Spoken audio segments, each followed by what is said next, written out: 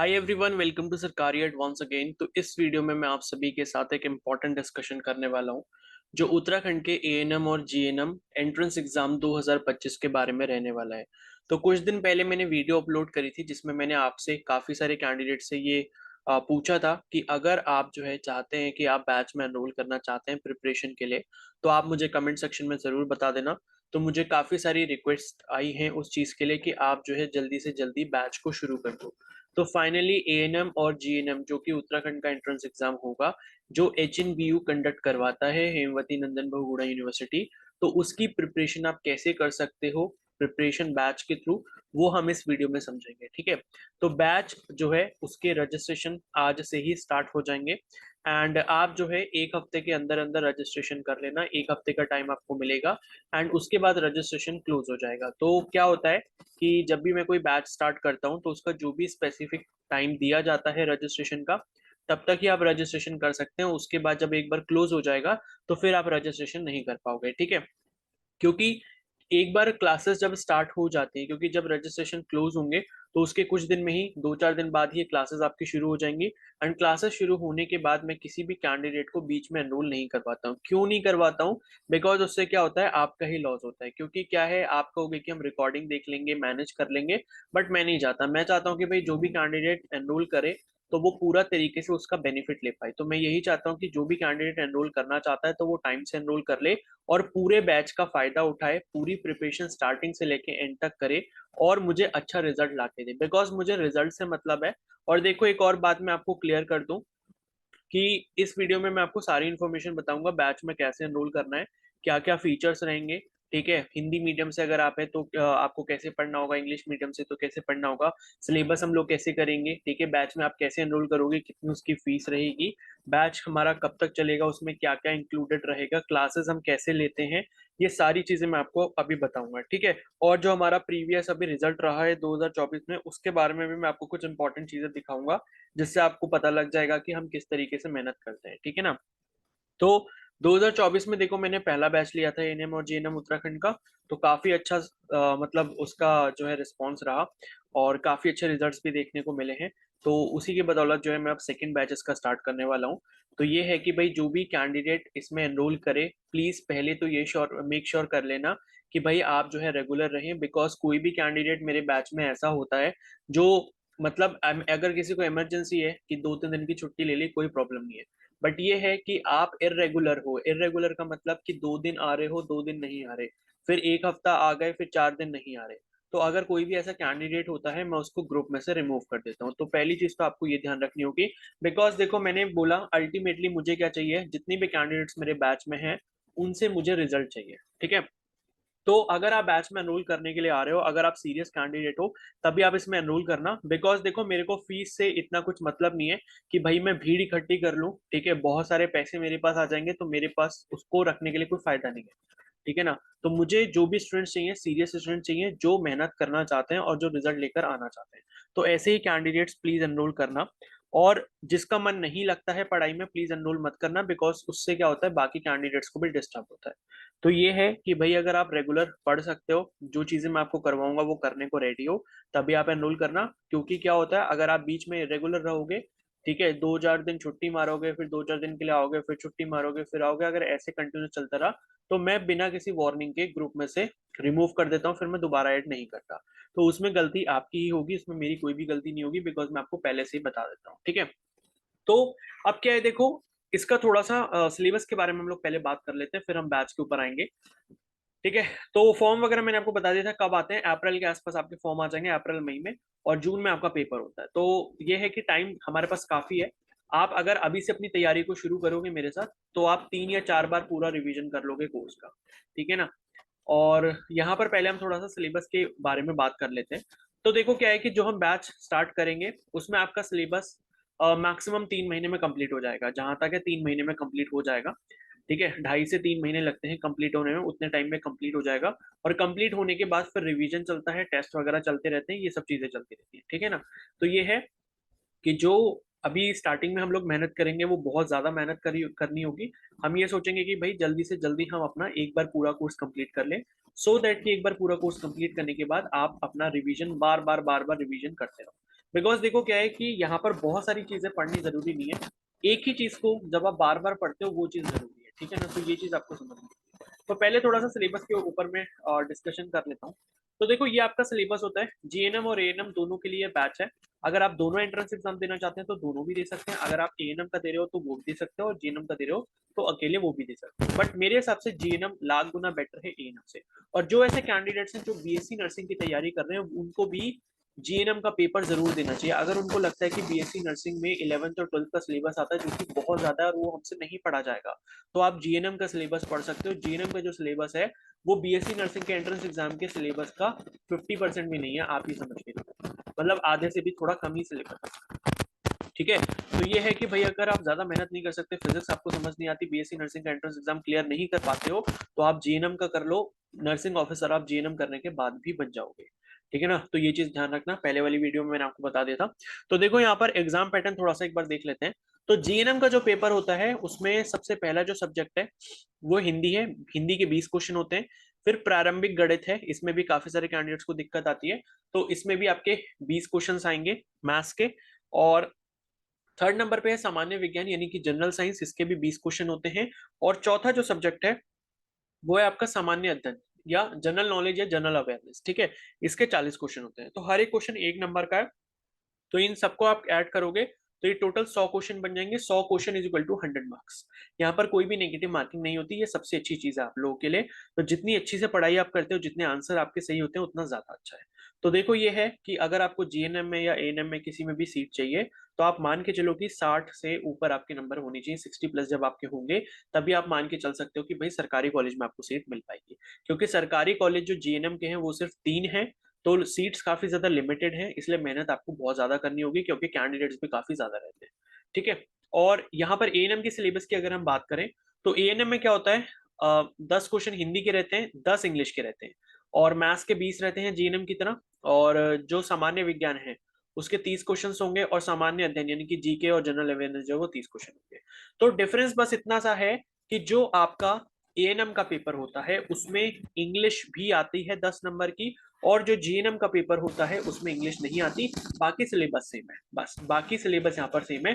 बाकी थोड़ा सा डिफरेंस ये है कि जीएनएम में आप देखोगे यहाँ पर सामान्य विज्ञान के 20 क्वेश्चन है और सामान्य अध्ययन के 40 है। वहां एएनएम के पेपर में सामान्य विज्ञान और सामान्य अध्ययन के दोनों के 30-30 क्वेश्चन है। तो डिफरेंस ये है, सिलेबस दोनों का सेम है, ठीक है। आप चाहो तो दोनों पेपर दे सकते हो, आप चाहो तो कोई भी एक पेपर दे सकते हो, वो आपकी इच्छा है। लेकिन मैं आपसे कहूंगा कि भाई जीएनएम का पेपर आप जरूर दें। एएनएम का दे रहे हो तो अच्छी बात है, नहीं दे रहे तो कोई बात नहीं, लेकिन जीएनएम बहुत अच्छा कोर्स है एएनएम के कंपैरिजन में।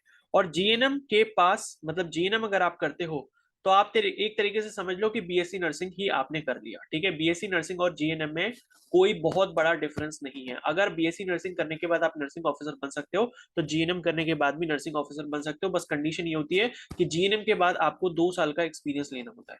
तो GNM plus 2 years experience is equal to BSc nursing, बस आप इतना समझ लो, ठीक है। तो बीएससी नर्सिंग में अगर आपका एडमिशन सरकारी कॉलेज में नहीं हो पाता तो जीएनएम कर लो, फायदे में रहोगे, ठीक है। आई होप ये चीज आपको समझ आ गई होगी। तो अब हम आते हैं अपनी नेक्स्ट चीज पे, ठीक है। मैं आपको पहले थोड़ा सा रिजल्ट्स दिखा देता हूँ अभी 2024 के। कुछ कैंडिडेट्स हैं जिन्होंने काफी अच्छा परफॉर्म किया था, वो मेरे ही बैच से थे, ठीक है। तो मैं एक बार दिखा देता हूँ आपको, ठीक है। तो ये आप अपनी स्क्रीन पर आई होप देख पा रहे होगे, ठीक है। ये आपका जो पहली जो काउंसलिंग हुई थी जीएनएम की 2024 में, राउंड 1 का ये रिजल्ट है, ठीक है। तो इसमें आप डेट भी देख पाओगे, अगर आपको यहाँ पर डेट दिख रही होगी, ये आप देख सकते हो, ये 22 सितंबर 2024, ठीक है, ये डेट इसमें मेंशन है। और इसमें जो है ये जो आपका रिजल्ट आया था, ठीक है। तो इसमें जो कैंडिडेट हमारी थी, मतलब ये रिजल्ट है, ठीक है, काउंसलिंग नहीं है, रिजल्ट है। तो ये रिजल्ट की पीडीएफ है, काउंसलिंग वाली अलग है, वो नहीं है। तो ये रिजल्ट वाली पीडीएफ है। तो जो ये रिजल्ट आया था इसमें आप देख सकते हो जो ये रैंक 16 है, ठीक है। इस कैंडिडेट का नाम है गरिमा बिष्ट, ठीक है। और ये कैटेगरी ईडब्ल्यूसी, लेकिन इससे कोई फर्क नहीं पड़ता, अगर ये जनरल में भी होती तो भी इसको दून गवर्नमेंट कॉलेज मिल जाता। तो ये गरिमा बिष्ट है, ठीक है, ये मेरे ही बैच से थी और काफी सिंसियर स्टूडेंट थी, ठीक है। और स्टार्टिंग से लेके एंड तक इसने सारी चीजें फॉलो की, एंड तब उसको ये फाइनल रिजल्ट मिल पाया कि ये रैंक 16 ले पाई इस एग्जाम के अंदर। टोटल मार्क्स आप देख सकते हो 69 इसके मार्क्स है टोटल, ठीक है। और ये हिंदी मीडियम से थी, मैं आपको बताऊं, ठीक है ना। ये हिंदी मीडियम से थी मतलब, और तब भी इसने इतना अच्छा परफॉर्म किया, इसको कोई भी प्रॉब्लम नहीं हुई।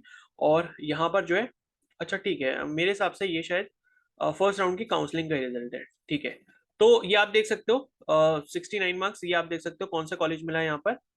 ये अलॉटेड कॉलेज में आप देखोगे यहाँ पर लिखा हुआ है state school of nursing female Dehradun government, ठीक है। तो देहरादून वाला जो कॉलेज मिला है।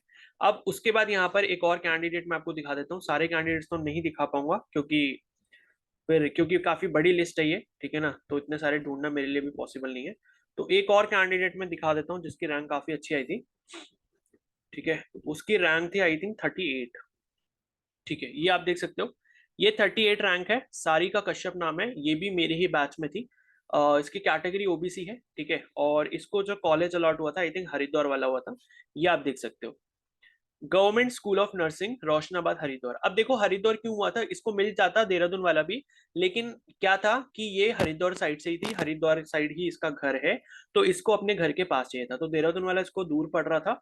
तो आप देखोगे इसने जो अपनी फर्स्ट चॉइस डाली थी, फर्स्ट चॉइस जो इसने डाली थी वो government school of nursing female Roshanabad Haridwar ही डाली थी, और वही इसको मिल गया था। अगर ये देहरादून डालती तो उसको देहरादून वाला भी मिल जाता, बट इसको चाहिए हरिद्वार था, तो ये इसको मिल गया, ठीक है। तो ये है कि ऐसे काफी और भी कैंडिडेट्स थे, मतलब ये है मतलब जो ग्रुप था हमारा उसमें लगभग 18-20 बच्चे थे लास्ट टाइम, ठीक है। उसके बारे में देखो ज्यादा लोगों को पता भी नहीं चल पाया था, इस वजह से उसमें स्टूडेंट्स कम ही थे, और मैंने रजिस्ट्रेशन भी 3-4 दिन के लिए ओपन किया था, तो उसमें जिसने एनरोल कर लिया था वो लोग आ गए थे उस बैच में।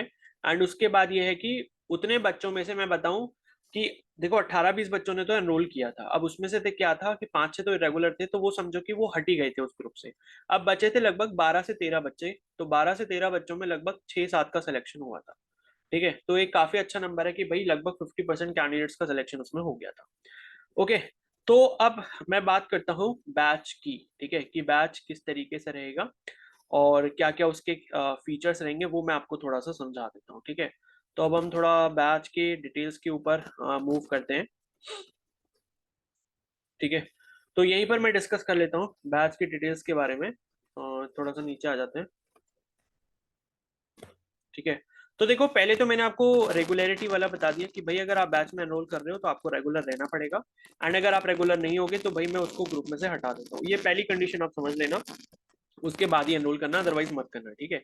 तो ये है कि मुझे चाहिए सिर्फ कौन, सीरियस कैंडिडेट्स। अब दूसरी बात ये है कि अगर आप हिंदी मीडियम से हैं तो क्या आपको कोई प्रॉब्लम होगी, या इंग्लिश मीडियम से तो कोई प्रॉब्लम होगी, नहीं होगी, ठीक है। हिंदी और इंग्लिश दोनों ही कैंडिडेट्स एनरोल कर सकते हैं इसमें, क्योंकि मैं पढ़ाता ही इस तरीके से हूँ कि भाई वो आपको हिंदी में भी समझ आ जाएगा और इंग्लिश वालों को भी समझ, मतलब मेन जो देखो हमारा कंटेंट रहता है वो इंग्लिश में रहता है, बट मैं एक्सप्लेनेशन जितनी भी चीजें होती है वो सारी हिंदी में ही करता हूँ, तो कोई भी ऐसी प्रॉब्लम नहीं होती। और जिसका मैंने एग्जाम्पल आपको बताया रहा, वो भी हिंदी मीडियम कैंडिडेट थी, ठीक है, गरिमा बिश्नोई उसका नाम है, तो उसको भी कोई प्रॉब्लम नहीं हुई, बट उसको क्या हुआ, एक अच्छा फायदा ये हुआ कि भाई उसने थोड़ा थोड़ा चीजें इंग्लिश में पढ़ना भी चालू कर दी इस बैच में एनरोल करने के बाद, जिससे अब उसको फायदा ये हो रहा है कि जब वो देहरादून में पढ़ रही है तो कोर्स वहां पर जो पढ़ाया जा रहा है, कुछ जो सब्जेक्ट्स हैं वो जनरली इंग्लिश में ही पढ़ाए जाते हैं वहां पर, और ये समझो कि मेडिकल कोर्सेज देखो ज्यादातर इंग्लिश में होते हैं, तो ये है कि वहां पर उसको प्रॉब्लम नहीं आ रही, काफी कम प्रॉब्लम फेस करनी पड़ रही है। तो ये है कि अगर आप हिंदी मीडियम बैकग्राउंड से हो, आपने अपना स्कूलिंग जो है हिंदी मीडियम से किया था, तो ये है कि थोड़ा थोड़ा आपको इंग्लिश में शिफ्ट होना पड़ेगा, बिकॉज जब आप जीएनएम करने के लिए कॉलेज में जाओगे तो वहां पर जरूरी नहीं है कि आपको सारी किताबें हिंदी में मिले, काफी सारी ऐसी बुक्स होंगी जिसको आपको इंग्लिश में ही पढ़ना होगा, इंग्लिश में ही समझना होगा, ठीक है। हो सकता है काफी सारे टीचर्स आपको इंग्लिश में ही पढ़ाएंगे, तो ये है, इससे आपका फायदा ये हो जाएगा। तो हिंदी और इंग्लिश दोनों को कंबाइन करके ही मैं पढ़ाता हूँ, तो किसी भी कैंडिडेट को कोई प्रॉब्लम नहीं है, ठीक है। और हम लोग पढ़ाई कैसे करते हैं वो भी मैं आपको बता देता हूँ। तो जूम ऐप का नाम सभी कैंडिडेट्स ने सुना होगा, ठीक है, जूम ऐप। जूम ऐप आपने कोविड के टाइम पे कभी ना कभी क्लासेस ली होंगी इस ऐप पे, जैसे जूम होता है या गूगल मीट होता है, ठीक है, गूगल मीट का नाम आपने सुना होगा, या फिर माइक्रोसॉफ्ट टीम्स का नाम आपने सुना होगा, ठीक है। तो इसी तरीके की एक जूम ऐप है, ठीक है, जूम ऐप, इस पर हम लोग क्लासेस करते हैं, एंड क्लासेस वगैरह कैसी होती है वो मैं आपको सारी चीजें बता दूंगा जब एक बार आप बैच में एनरोल कर लोगे, ऑफिशियल टेलीग्राम ग्रुप में आप ऐड हो जाओगे, सारी डिटेल्स आपको पता चल जाएगी। तो कुछ भी ऐसी बड़ी प्रॉब्लम नहीं है, ये जूम ऐप आप प्ले स्टोर से अपने डाउनलोड कर सकते हो, बाद में करना जब मैं क्लासेस स्टार्ट करूंगा, तो प्ले स्टोर से आप डाउनलोड कर लोगे। और जो भी टाइम आपको दिया जाएगा क्लासेस का, ठीक है, क्लासेस की टाइमिंग मैं आपको बता देता हूँ, उसके बारे में काफी ज्यादा कंफ्यूजन रहता है। तो क्लासेस देखो, या तो मतलब जब भी होंगी मॉर्निंग और इवनिंग में ही होगी, ठीक है। और कभी ऐसा हो सकता है कि मॉर्निंग इवनिंग दोनों में हो, कभी हो सकता है सिर्फ मॉर्निंग में हो, कभी हो सकता है इवनिंग में, ठीक है। तो ऐसा चलता रहता है, लेकिन दिन में कोई भी क्लास नहीं होगी। अगर आप कोई कॉलेज कर रहे हो, बीएससी वगैरह कर रहे हो, बीए कर रहे हो, कुछ भी कर रहे हो साथ में, तो कोई फर्क उससे नहीं पड़ेगा। बिकॉज जो मॉर्निंग का मैं टाइम रखता हूँ वो ऐसे ही रखता हूँ, 7 बजे या फिर 7:30 बजे के आसपास, ठीक है। तो 7:30 बजे के आसपास होती है, और हमारी जो क्लास होती है, एक क्लास जो होती है वो लगभग 40 मिनट्स की रहती है। तो 40 मिनट्स की अगर क्लास है 7:30 से अगर हम शुरू कर रहे हैं तो 8:10 तक वो खत्म हो जाती है। या अगर हम 8 बजे इसको शुरू करें तो 8:40 तक खत्म हो जाएगी। तो टाइम हम डिसाइड कर लेंगे सारे बच्चों के साथ, जब ग्रुप बन जाएगा हमारा, तो उसमें हम लोग डिसाइड कर लेंगे कि कितने बजे क्लास रखनी है। और इवनिंग में भी यही टाइम रहता है, लगभग 6 बजे के आसपास, या फिर 6:30 के आसपास, या फिर 7 बजे के आसपास इवनिंग में।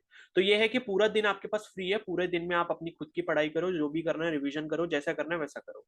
टाइमिंग जो है क्लासेस का मॉर्निंग में और इवनिंग में ही रहेगा, ठीक है। और 40 मिनट्स के आसपास ही क्लास होती है, बल्कि मुझे कभी लगा कि भाई ये टॉपिक अगर कंप्लीट नहीं हुआ, तो मैं उस टाइम को थोड़ा एक्स्ट्रा भी बढ़ा सकता हूँ, 20-25 मिनट एक्स्ट्रा बढ़ा सकता हूँ। तो ये है कि आपकी क्लास मिनिमम 40 मिनट्स की रहेगी, मैक्सिमम आपकी जो क्लास है वो लगभग 1 घंटे के आसपास, या 1 घंटा 10 मिनट, 1 घंटा 20 मिनट के आसपास जा सकते हैं, उससे ज्यादा नहीं जाएगी, ठीक है। मुझे भी पता है इतना ज्यादा हम एक साथ नहीं पढ़ सकते, थोड़ा थोड़ा करके हम पढ़ते हैं, ठीक है। नेक्स्ट अब हम बात करते हैं कि भाई, तो जूम ऐप आप डाउनलोड कर लोगे। अब देखो, जूम ऐप पे क्लासेस लेने से फायदा ये है कि एक तो क्या रहता है कि आप लाइव आते हो क्लास लेने के लिए, ठीक है। मैं इसी तरीके से पढ़ा रहा होता हूँ। मतलब क्या है, जैसे आप अभी स्क्रीन पर देख रहे हो, स्क्रीन पर मैं लिख रहा हूँ, स्क्रीन पर मैं आपको समझा रहा हूँ, ऐसे ही करके मैं क्लास में पढ़ाता हूँ।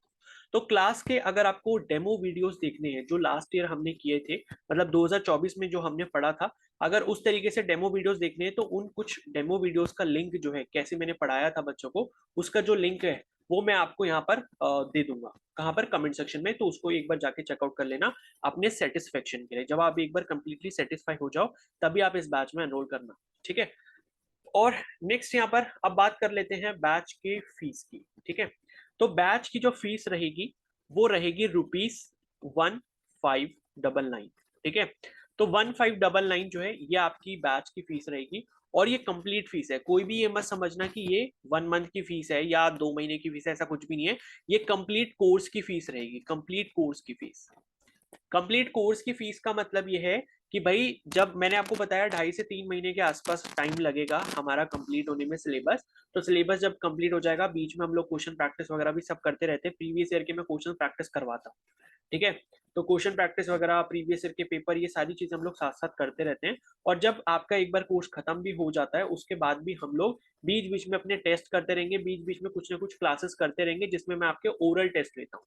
ओरल टेस्ट से क्या फायदा होता है? ओरल टेस्ट से फायदा ये होता है कि आप इसमें चीटिंग नहीं कर पाते, ठीक है। बिकॉज आपको पता है कि 40 क्वेश्चन सपोज जीके के आ रहे हैं, ठीक है। अब जीके तो भाई कोई ऐसा सब्जेक्ट है नहीं जिसमें आपको पेन पेपर की जरूरत पड़ेगी। तो जो टॉपिक मैंने आपको याद करने को दिया, उससे जो क्वेश्चन है वो मैं ओरली पूछता हूँ लाइव क्लास में, ठीक है। तो जूम ऐप में क्या होता है, बेसिकली आपको आंसर जब करना है तो आप अपना माइक जो है, आप अपनी साइड से माइक जो है वो अनम्यूट कर सकते हो, और अनम्यूट करके अपना आंसर दे सकते हो।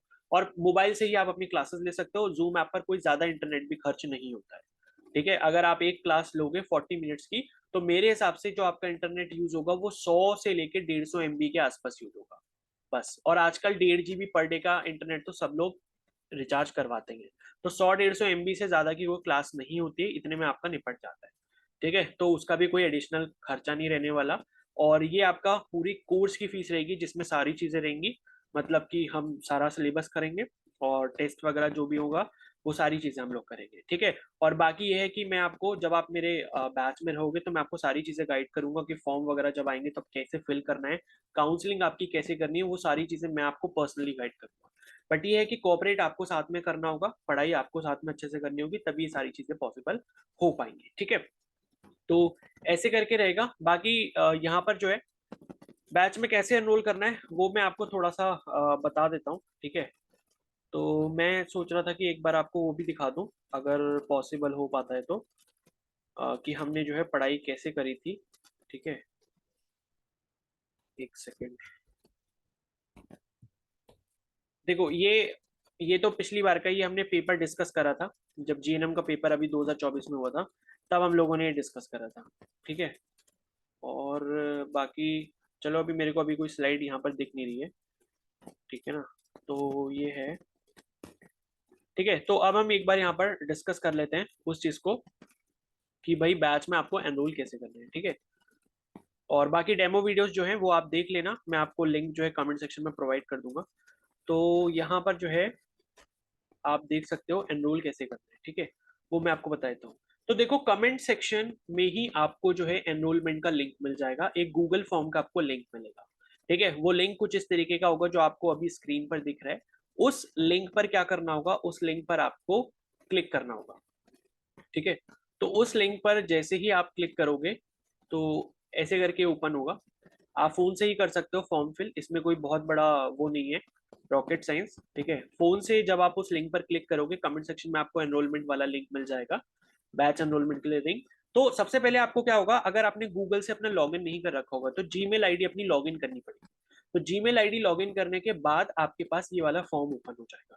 अब जब ये वाला फॉर्म ओपन हो जाएगा, ओपन होने के बाद यहाँ पर जो है सबसे पहले आपको ये लिख कर आ रहा होगा ईमेल रिकॉर्ड, जो भी आपकी ईमेल होगी, जैसे मेरी यहाँ पर ईमेल लिखी है shikhar341@gmail.com as the email to be included with my response. तो इस चेकबॉक्स पर, ये यहाँ पर जो बॉक्स दिख रहा होगा इस पर आपको टिक कर देना होगा। पहली चीज आपको ये करनी है। उसके बाद यहाँ पर आपको कुछ डिटेल्स दी है, ठीक है। ये लिखा है कि all the details to be filled are mandatory, ठीक है। प्रिपरेशन बैच की फीस कितनी है, 1599, ये मैंने आपको बता दिया। अब सबसे पहले आपको काम क्या करना होगा, सबसे पहले आपको फी पेमेंट कर देना होगा। फी पेमेंट आप किसी भी मोबाइल ऐप से कर सकते हो, चाहे गूगल पे हो, चाहे फोन पे हो, चाहे पेटीएम हो, चाहे कोई भी और ऐप हो, किसी से भी आप कर सकते हो। अगर आप यूपीआई आईडी के थ्रू करना चाहते हो तो ये मेरी आपको यूपीआई आईडी दिख रही होगी, ठीक है। एक बार मैं दिखा देता हूँ, ये आप देख सकते हो, ये यूपीआई आईडी आपको दिख रही होगी, SHISHIKHER792 एक्सिस, ठीक है। अगर आप यूपीआई आईडी के थ्रू पे कर रहे हो तो आप यूपीआई आईडी ये डालोगे, मतलब जहां पर मोबाइल नंबर हम डालते हैं वहां पर ये डाल के आप अपना पेमेंट कर सकते हो।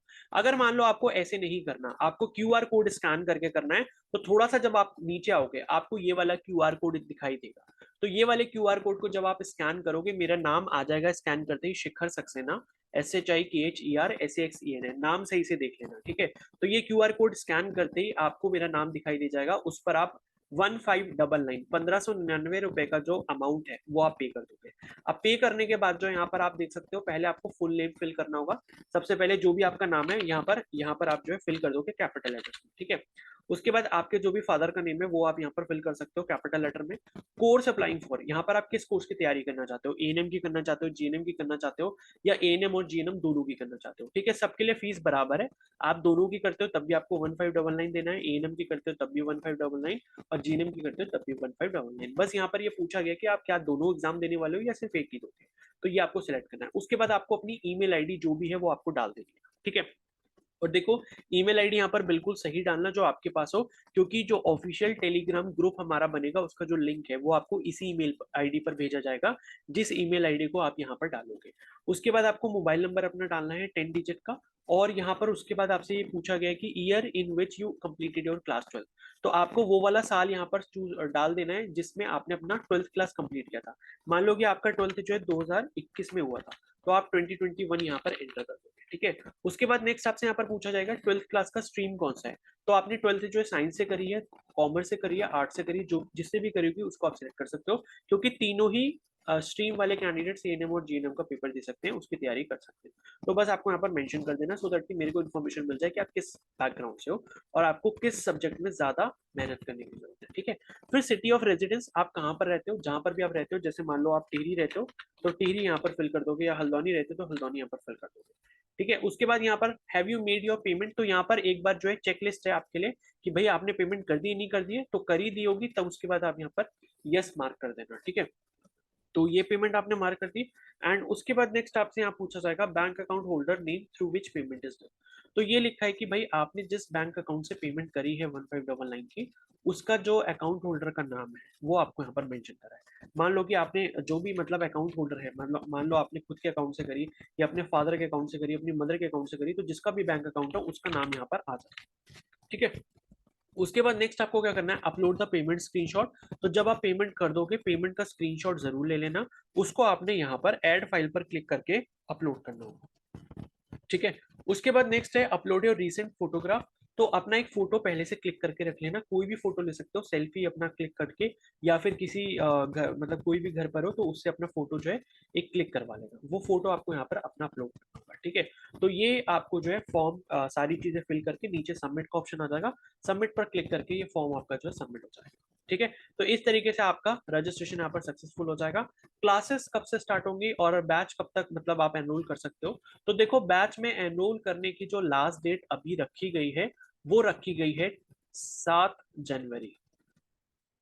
ठीक है, 7 जनवरी 2025। ठीक है, तो 7 जनवरी 2025 तक जो है आप यहाँ पर एनरोलमेंट कर सकते हो, उसके बाद रजिस्ट्रेशन क्लोज हो जाएगा। तो 7 जनवरी 2025 तक आप अपना रजिस्ट्रेशन जरूर कर लें। और क्लासेस कब से होंगी, क्लासेस की डेट आपको जो है ऑफिशियल टेलीग्राम ग्रुप में जब आप ज्वाइन हो जाओगे उसके बाद भेज दी जाएगी। तो जब लास्ट डेट खत्म हो जाएगी रजिस्ट्रेशन की, उसके लगभग एक हफ्ते के अंदर अंदर हम लोग क्लासेस शुरू कर लेंगे। मतलब मोस्ट प्रोबेबली हो सकता है मिड जैन से लगभग 12-15 जनवरी के आसपास से हम लोग क्लासेस शुरू कर लेंगे। ठीक है, तो वो मैं आपको इन्फॉर्मेशन दे दूंगा उसकी कोई प्रॉब्लम नहीं है, लेकिन ये है कि अपना रजिस्ट्रेशन जो है 7 जनवरी 2025 से पहले पहले आप जरूर कर लें। और एक और बात मैं आपको बता देता हूँ, अगर आपको इस फॉर्म में या फिर आपको इस कोर्स से रिलेटेड कोई भी डाउट होता है तो उसके लिए आप मेरे को कैसे कांटेक्ट कर सकते हैं, तो आप उसके लिए मुझे टेलीग्राम पर मैसेज कर सकते हो डायरेक्टली। अगर आपका कोई भी डाउट होता है, चाहे फॉर्म को लेकर हो, चाहे पेमेंट को लेकर हो, किसी भी चीज से के रिगार्डिंग डाउट हो, तो आप मुझे इस पर मैसेज कर लेना। टेलीग्राम आईडी में आप यहाँ पर मेंशन कर देता हूँ, SHIKHER 297 एक सेकेंड, थोड़ा सा गड़बड़ हो गया, SHIKHER, ठीक है, SHIKHER,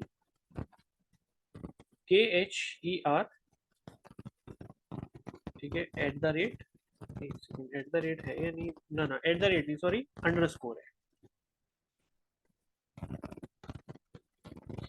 ठीक है, SHIKHER_297। ठीक है, तो ये मेरी टेलीग्राम आईडी है, इस पर आप मेरे को डायरेक्टली मैसेज कर सकते हो। कोई भी अगर आपको डाउट होता है किसी भी चीज से रिलेटेड, तो SHIKHER_297 इस टेलीग्राम आईडी पर आप डायरेक्टली मेरे को मैसेज करके अपना डाउट जो है सॉल्व करवा सकते हो, एंड उसके बाद आप एनरोल कर सकते हो। ठीक है, तो ये पूरा प्रोसेस रहेगा। आई होप ये चीज आपको क्लियर हो गई होगी। ठीक है, तो मिलते हैं जल्दी से बैच के अंदर। तो जिसको भी एनरोलमेंट करना है 7 जनवरी से पहले पहले कर ले। ठीक है, so I wish you all the best, and I hope कि भाई जो जो एनरोल करें सभी का सिलेक्शन हो जाए। बट ये है कि आपको पूरी मेहनत करनी होगी तभी आपका सिलेक्शन होगा। और एक चीज मैं और आपको बता दूं, एक बार एनरोलमेंट करने के बाद फीस नॉन रिफंडेबल है। अगर आप एक बार एनरोलमेंट कर लेते हो, बिकॉज मैंने आपको बता दिया, सारी अपनी संतुष्टि पहले कर लेना।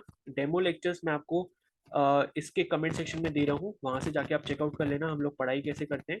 समझ आ रहा है, पढ़ने में अच्छा लग रहा है तो ही एनरोल करना, अदरवाइज मत करना। क्योंकि एक बार एनरोल करने के बाद अगर आप ये मेरे से बोलते हो 10 दिन बाद कि मेरे को समझ नहीं आ रहा, कुछ ऐसी प्रॉब्लम हो रही है, तो आपकी जो फीस है वो वापस नहीं की जाएगी, फीस नॉन रिफंडेबल होगी। ठीक है, बिकॉज मुझे अरेंजमेंट उसी के अकॉर्डिंग करना होता है जितने कैंडिडेट्स होते हैं। ठीक है, तो ये है कि भाई आप पहले ही अपना सेटिस्फेक्शन कर लो, उसके बाद ही आप एनरोल करना। अगर आपको पूरा ट्रस्ट हो मेरे ऊपर तभी आप एनरोल करना, अदरवाइज नहीं करना। और मैंने बता दिया रेगुलर भी आपको रहना पड़ेगा, अदरवाइज आप ग्रुप से बाहर कर दी जाओगे।